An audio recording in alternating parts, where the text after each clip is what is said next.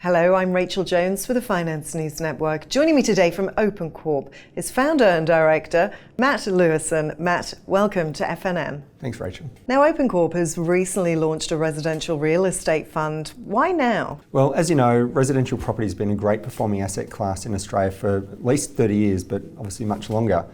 But it hasn't quite had the yields that some of the other asset classes have had, and obviously a lot of investors, particularly yield-focused investors, have concentrated on commercial assets and industrial portfolios and retail.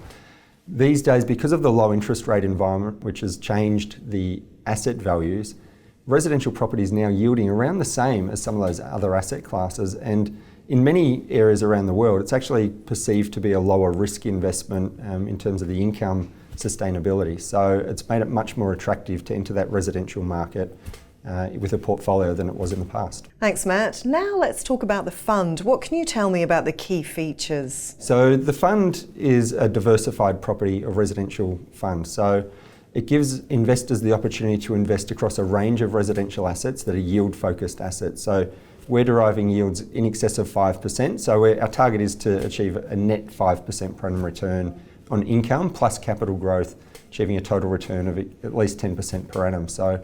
So far this year, we're already on track. We've exceeded 5% since March when we launched, and we're on track to exceed our 10% target this year. And we also diversify across geographic areas, so we're able to invest across different cities around Australia, which most investors don't really have the opportunity to do that unless they're a very sophisticated and long-established investor. So it really allows people to springboard all of those steps and invest in a well-managed professional portfolio from day one. And what are the risks? I guess one of the advantages that we have with ResiFund is that it's diversified, so you don't have concentration risk, and that's one of the important factors, because over 180,000 self-managed super funds in Australia right now have at least 90% of their balance invested in just a single asset, and the ATO recently wrote to 17,000 of those advising that the concentration risk was something they needed to address, considering they also had taken on debt within their self-managed super fund.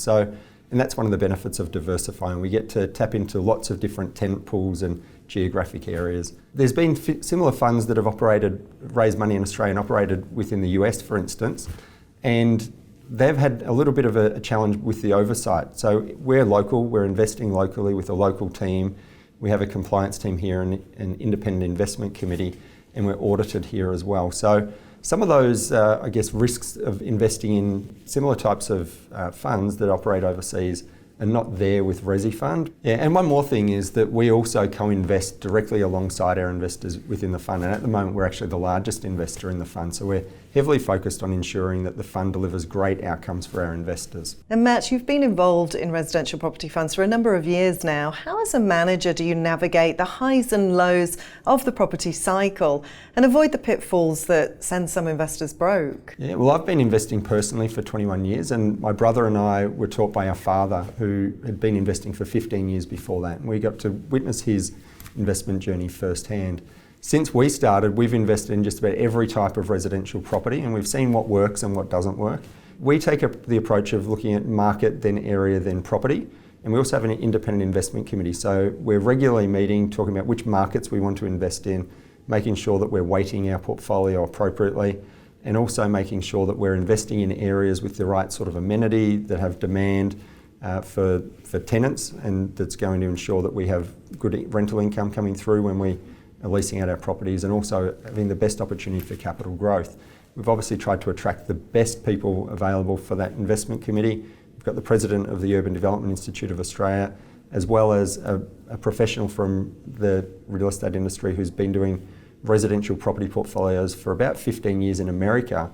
He's one of the very few professionals in Australia who's been doing this sort of thing internationally. Thanks, Matt. And to the last question now, where would you like to see the ResiFund a year from now? We obviously want to continue to diversify the fund. We'd like to have assets in every capital city around Australia within a year, and we'd like to have at least 100 tenants across our property portfolio within that time frame as well. Obviously, the broader the tenant base, the better the income sustainability is. And if we look at Harry Triguboff, who's obviously very well known in Australia as one of the most successful property investors, he's got a very broad and diverse income stream coming from thousands of tenants. And when he went through the GFC, like all of us, he came out the other side in a much better position because he had that maintained income that didn't drop off. So we see that the broader the income base of the fund, the lower risk it will be, and the better we're able to grow and capture future opportunities for our investors. Matt Lewison, thanks so much for the introduction. No, thank you for your time.